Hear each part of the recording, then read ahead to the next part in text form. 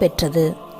கடவுள் உள்ளத்தில் பேசும் மென்குரலை ஏற்று உலக முணுமுணுப்புகளில் கவனம் செலுத்தாத காதுகள் பேறு பெற்றவை.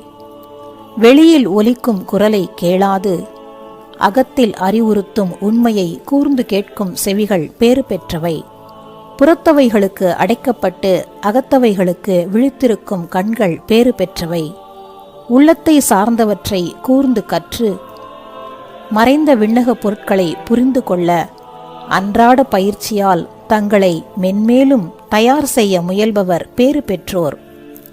இறைவனில் வாழ்வதில் இனிமை கண்டு எல்லா உலகத் தடைகளிலிருந்தும் விலகி வாழ்பவர் பேறு பெற்றவர். உன் ஆண்டவராகிய கடவுள் உன்னில் பேசுவதை கேட்கும் விதத்தில், என் ஆத்துமாவே, நீ இவற்றை சிந்தனை செய்து உன் தீய உணர்ச்சிகளின் கதவை அடைத்துவிடு. உன் பாதுகாப்பு நாமே.